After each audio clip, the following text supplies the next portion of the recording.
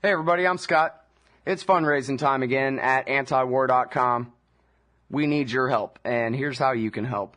Stop by antiwar.com/donate or call Angela Keaton, our development director, at 323-512-7095. That's 323-512-7095, or you can shoot her an email over to akeaton@antiwar.com. Thank you very much for your support.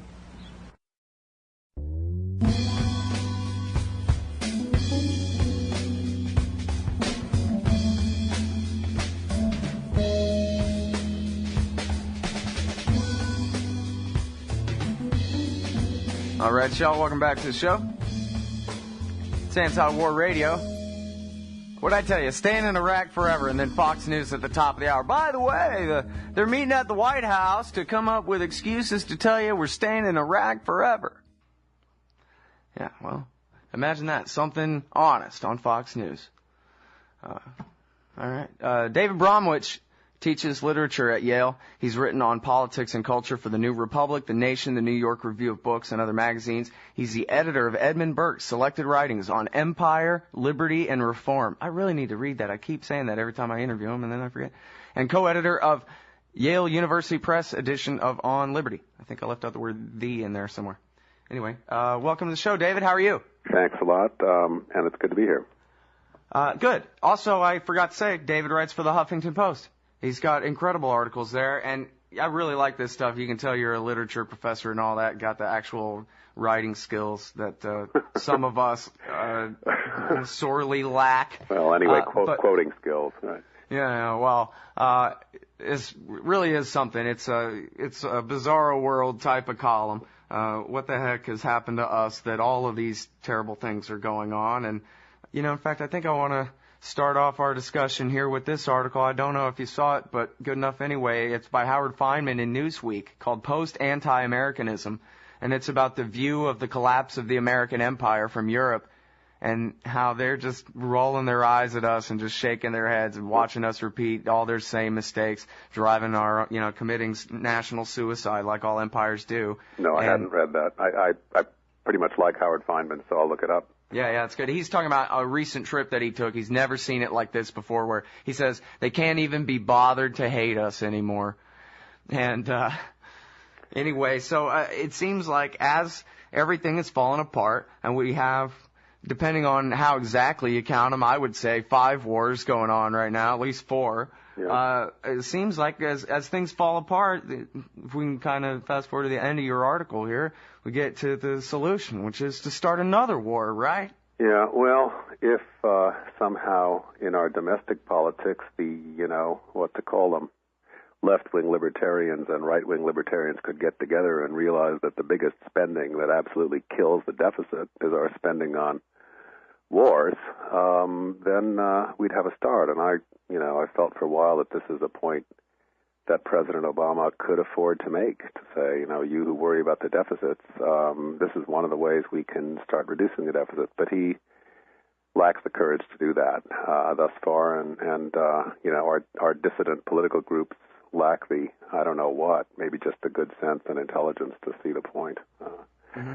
It's funny, I still wonder myself, even after all this time, whether Obama is just pure evil like all presidents, or whether it's, like you say, just a lack of courage to do the thing that he knows is right. He doesn't seem like that bad of a guy. I mean, he's kind of a product, a corporate kind of actor sort of, position holder and whatever. I understand that, but he is the guy in the chair, and what's right is so obvious, and it's even politically expedient. You know what I mean? Why not just close Guantanamo in one day? Why not just say, forget the status of forces agreement, we're getting out of Iraq? Wouldn't that help him? Wouldn't that make him look like big macho man leader guy that he needs to be in order to be reelected? I think as much of it as he can do and can show people that he is leading the doing of does help him. It helps him to look like what he pretends to be, a leader.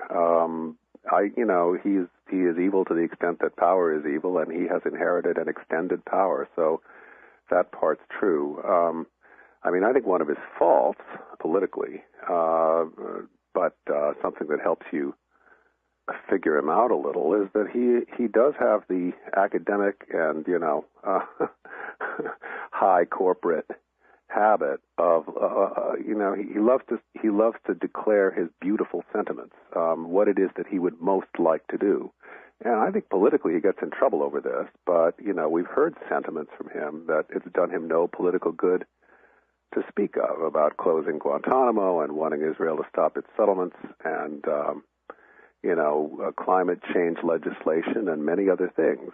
His drawback is that he isn't good at following through, and these intentions, if that's what they are left to just lie around, and they alienate his supporters by the failure to come through, and they make the people who hate him all the more because he's come right out and said it. So, he's very hard to get a picture of, but I think it's partly because his stance changed so much in the half a year before he came into power and the half year or year after. But now he is a pretty conventional, imperial president in our foreign policy in most ways. Now, did you happen to see this Haaretz story yesterday? Focus USA, will Israel really attack Iran within a year? It's about the new Jeffrey Goldberg article coming out. Just preparing for our conversation, I just now read the Goldberg article. Is the Goldberg article out now? You can see it online at the Atlantic site. Okay, great. Yeah. Well, that article is being treated as a more or less impartial piece of reporting. I saw that there was a long, serious kind of summary column about it by Steve Clemens, but I thought Clemens got it wrong. He sees Goldberg as trying his best to report accurately the percentages and what Israel's, deep motives are and what's likely to happen. But I think Goldberg in this article, as he has done before, is working to a serious extent as a publicist for Netanyahu, and he's trying to build up support for whatever Israel may do, and to work on Obama to soften the American acceptance of what Israel may do. It says at one point that chances have gone above 50-50 now. He thinks that sometime in the next few months, and he puts it at next spring, Israel may just, announce to the U.S. that it has launched 100 fighter bombers over to take care of the Iranian nuclear sites and, leave it to Obama to approve or disapprove, knowing that he won't dare to disapprove. I think that to write an article saying that is provocative in itself, and he's following a certain technique of side-taking journalists and being a literary critic. I know what the strategy is. You admire a piece of writing, and it's saying something you want to do also, so you summarize what looks like just the words on the page written by somebody else, but you're also saying what you want. And that's, I think, what Goldberg manages to do in this article. It's not that he wants Israel to bomb Iran, but he wants whatever Israel does to be okay. Well, and it is all about creating, in the broader kind of understanding in the narrative or the whatever zeitgeist or public consciousness or whatever the thing is, the idea that this is just inevitable. We're going to have to bomb these Iranians over this nuke thing, and everybody knows that. Yeah, he is striving to make it look more normal, more like part of what could have been predicted. And, of course, Israeli memories of the Holocaust are brought up. Rather more interestingly, he deals a bit with Benjamin Netanyahu's reverence for his father, Ben Zion Netanyahu, who's a great scholar, an author of a huge masterpiece of scholarship, I take it, the origins of the Inquisition in 15th century Spain. But Ben Zion Netanyahu, who's now 100 years old or something, is a old-style Greater Israel partisan. He was personal secretary to Zev Jabotinsky, and has the founder of the Likud party, right? Pretty much. The spiritual link between Herzl's nationalism and the right wing of Israeli politics today. All right, so hold it right there, everybody. We're talking with David Bromwich. He teaches literature at Yale, and he writes for the Huffington Post. And we're talking about, well, the empire in general, but Iran specifically right now. Hang tight.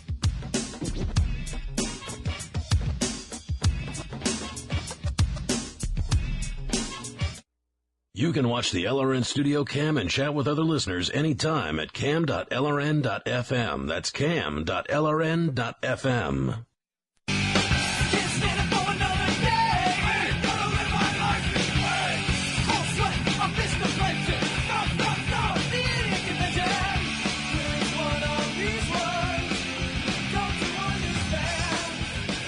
All right, y'all, welcome back to the show. It's Anti-War Radio. I'm talking with David Bromwich. He's a professor at Yale University and writes at the Huffington Post. He's got a really great article today. One More War, Please. I highly suggest you go and read it. It's very good. And now I'm about to share with you, David, my very favorite thing that Hillary Clinton ever said in her whole life, I think, that I know of her saying. Can't wait. I can't think of anything that she ever said that was better than this. Okay, so the context is, first of all, a breakout capability means that if a country has the ability to make nukes, if they try to make nukes, that's a breakout capability. It's basically meaningless. They talk about, how much uranium has been enriched up to 3% as the standard, even though why not just count all the uranium in the ground? They have enough uranium in the ground to make 100 bombs, whatever. They still got to do 15 things before they have bombs out of it. But anyway, so that's a bogus standard anyway. So then the context is this. It's an interview from August 8th by David Sanger and some other guy at the New York Times. And Sanger is badgering Hillary Clinton, the Secretary of State, about, well, what about the breakout? And I know you can't talk about intelligence, but what about other things that might lead you to believe that maybe their breakout capability has been pushed back or, something like that. And so she's kind of defending herself from this guy, Sanger. So that's the context of the way she's answering here. It's not like she's trying to be a good person or anything. She's kind of defending herself. And she says, well, let me just say, she stutters a bit, but let me just say that based on my conversations with allies, it's not so much the timing as to when or if or how the Iranians might pursue the nuclear weapons. It's whether they do so. Right. Pursue now was the word she's using here. Right. Not when, if, how, but whether they do so. Right. And so then she says, and so whether it would take 6 months or a year, 5 years, it's still a deep concern, blah, blah, blah. 5 years, whether. So Hillary Clinton just said Scott Horton is right, has been right every day on the show for 5 years, saying the same thing over and over and over again. There is no Manhattan Project in Iran. There is no nuclear weapons threat from Iran. There's only a completely arbitrary breakout capability standard, and they're liars and murderers. Which Japan has, too. That is a revealing statement because, on the one hand, she is conceding and probably looking ahead to the coming national intelligence estimate, which we are told will not rate Iran's current nuclear capacity very dangerous, though there's been a fight within the group about that, but this is what the leaks seem to suggest. She's looking ahead to that, and that there will not be an emergency bell rung by that report.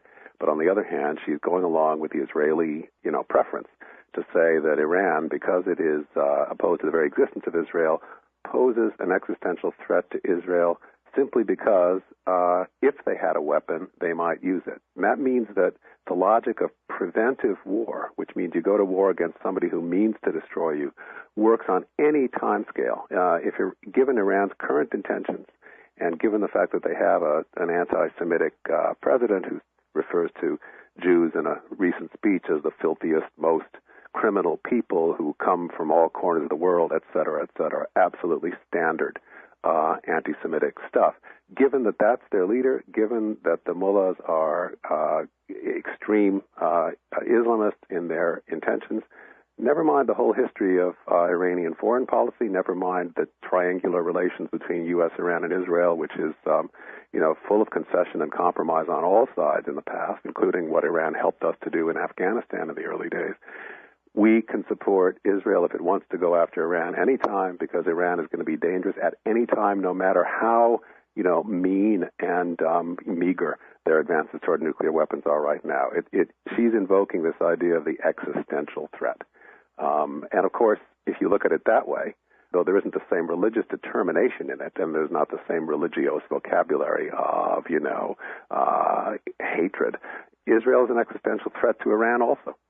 And Israel actually has the weapons. Yeah, and threatens to use them all the time. I mean, they don't say anti-Persian racist things, right. I don't guess. Not that get quoted too often, but they sure threaten nuclear holocaust all the time. No, Israel is the Israeli rhetoric, including statements, various of them attributed to Benjamin Netanyahu, is anti-Arab, not anti-Iranian, and they, of course, are not an Arab country, but it's part of our mythology to include them, rope them in under the general definition of Arab. Yeah.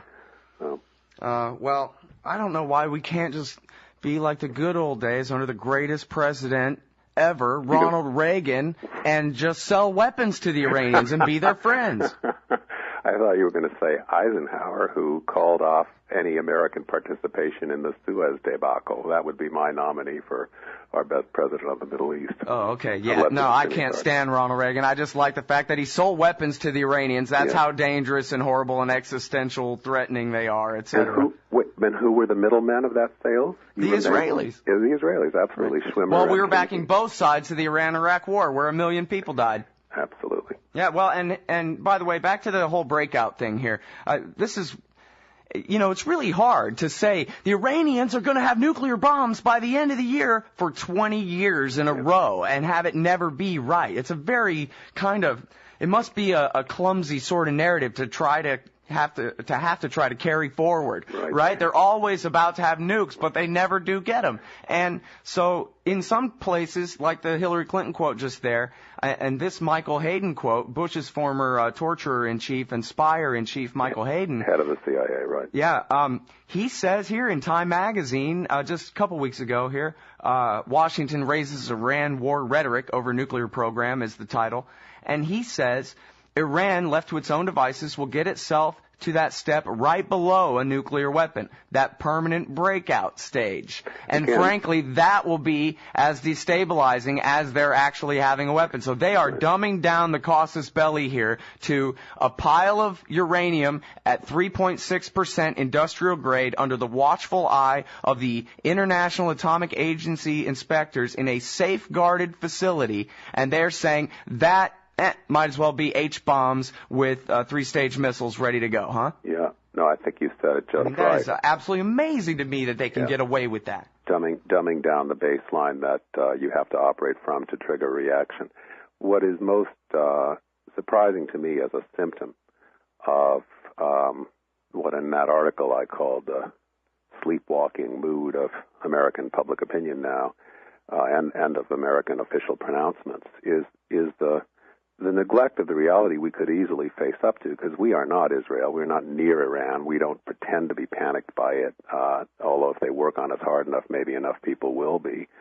But, the truth is, and, Israeli defense ministers and, heads of the Mossad have said this for many years, Iran is no literal immediate threat to Israel. The idea of an existential threat is bogus. What is driving Israel is the idea that Iran would be a military power by having a single nuclear weapon, that they could have military leverage in the region.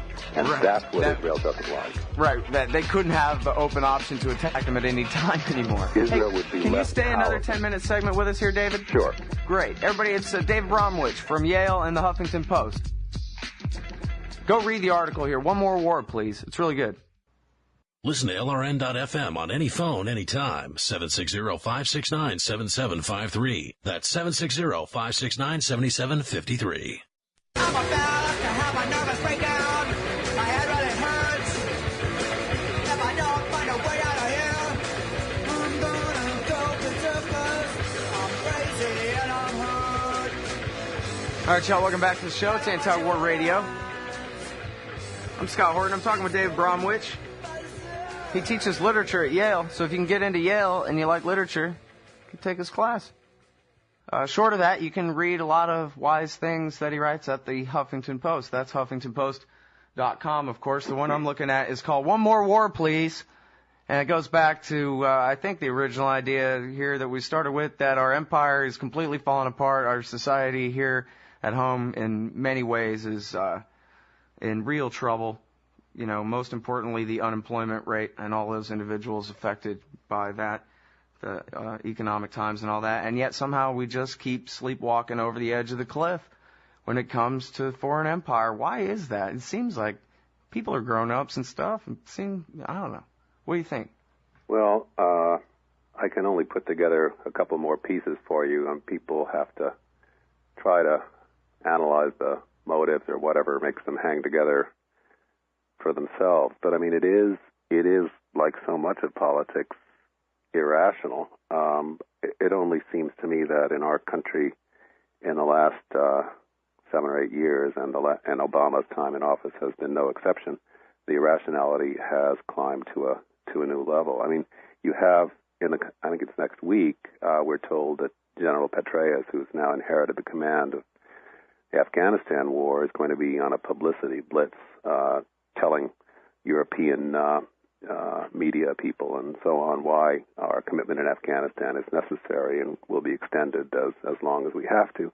But the same General Petraeus told Congress in testimony as commander of CENTCOM last March that the leading root cause, as his phrase, root cause of dangers to American security at home and abroad was the unsolved problem of Israel-Palestine. And yet that we have more or less given up while driving forward the commitment to war in Afghanistan and, upping the ante that threatens Iran with sanctions that may lead to war.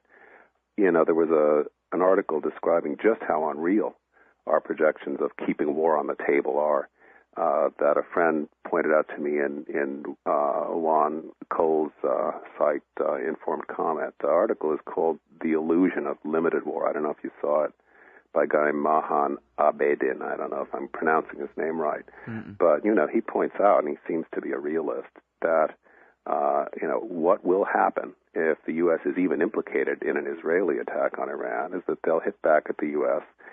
as if there were an existential danger to them. And it will be the Revolutionary Guard and their black ops people, the Quds Force, that will do it, and they will use, suicide speedboats as weapons in the Persian Gulf. They will use missiles, and they will attack American installations abroad, and they'll try to inflict thousands of casualties on Americans so that even if they lose out, and they will be seen to lose out given our advantage, our enormous advantage in weapons, they will discourage a second American strike. But the danger of that, of course, is that the American public then in turn gets so worked up that nothing short of nuclear weapons or whatever, will satisfy us to take our revenge against Iran. So, I mean, those are the dangers we are courting with rhetoric like Hillary Clinton's, saying, even if they could possibly jump forward and in 10 years develop a nuclear weapon, we still have to treat it as an existential threat. And meanwhile, going forward in Afghanistan with these two policies that sort of defeat each other. Counterterrorism, which is, killing terrorists, but also managing to kill civilians around them and alienate the people. And counterinsurgency, which is meant to befriend the people by setting up local governments in the villages, which, however, we're not very equipped for because we don't have enough people to do it. We don't have allies on the ground in Afghanistan to counteract the force of the insurgents, and we don't speak the language or observe the religion. So it's just a kind of irrationality that grows from its own, as I see it, poisonous sources, and I don't see any way to get out of it except education and enlightenment. But the forces for that in America right now are not strong. Well, the thing is, too, that in America, it's as well as anywhere else, we're run by oligarchy of the people. I don't know the exact number, right? But they always say it's the 0.01% that own massive proportions of the amount of wealth and property in the society. And they're jerks. They're the ones who are doing this to all of us. I mean, it's almost like a Marxist definition class war, but it's not even just the billionaires, but the tens of billionaires versus everybody else. Right. It's insane. Yeah, well... And then we cheer for it. In general, the American people go along, no matter what. Yeah. Well, that's what's so disappointing about this presidency, that you had a man who seemed to have some consciousness of social and even economic equality greater than his predecessors coming into office, and that he would see how the weapons and commercial network where the same group of people may own General Electric and one of the TV networks, how this is hurtful to society and increases the forces for inequality in the country. But he, once getting into power, has to be in close alliance with those people, or he feels he loses his support. So it's a pretty deadly circle. Yeah. Well, it's funny because he came into power 50 years after Ike Eisenhower gave his military-industrial complex speech, and Ike Eisenhower gave his military-industrial complex speech on the day before he was gone. It was his last day in power. He's like, well, I'm the one who just did nothing to undo what FDR and Truman handed me, so there you go, everybody, but don't let them control your democracy or anything. Bye. No, it did nothing to undo it and did everything to promote it, but you're right, and I, having reread it a couple times recently, that farewell speech by Eisenhower is a great prophecy. Every word of it matters, and it's the best thing he's left us. But its warnings haven't been noticed enough. Right. I mean, and the thing is, it's not like they were ever scaled back this entire time. I mean, it's for 50 years later for Obama to inherit that power. There's no surprise, really. Well, we had the SALT agreement, and we had Reagan and Gorbachev after Reykjavik beginning to build down the system of missiles and missile defenses, not all the way, but yeah. I mean, I do feel that the biggest lost chance was in the early 90s, at the end of Bush Sr. and the beginning of Clinton. That's when something could have been done, and both of those two presidents failed us. Yeah, to put it very mildly and properly. How kind of you. And now, back to the Iran thing, because I think you did a really good job of explaining the danger of war with Iran. But I think I'd like to expand on the whole point there about it possibly coming to nuclear weapons. Because the thing is about that, which I don't know if people really know this or what, but there's about 4 times the population of Iraq in Iran, and the country's about 3 times the size, I think. And it's all shaped like Colorado in the topography. It's mountainous land, and it is impossible, and no one in the military believes ever that they will ever invade Iran. No, we are forget about it, they say. That isn't even a fantasy. So a full-scale war with them means atom bombs. That's what it means. I'm afraid that's right. And, there's this article by Gwen Dyer, Let's Admit We Can't Attack Iran. And it's about how, apparently in the Clinton years, Clinton wanted to bomb them, and the Pentagon ran 15 war games over and over, and it came to nukes every time, and they just said, forget it. Was that not on antiwar.com? I think I read it there. Anyway, I think it was. I'm reading it in the Salt Lake Tribune now. It's hard to keep track, but... Well, the signals that this administration is sending out now are both... I mean, they're two-faced. They are keep things slow, but keep up the pressure against Iran, as in this recent press briefing that Obama held with select reporters on Iran. And I'm afraid that's not going to help us at all. Well, and of course, Netanyahu could just start the war tomorrow if he feels like. And who's going to do anything about it? It's not like we're dealing with Edward Olmert anymore. His calm, reasonable, compassionate... All right, thank you very much, David. Thank you. You're great. Bye-bye. Everybody go read David Bromwich at the Huffington Post, please.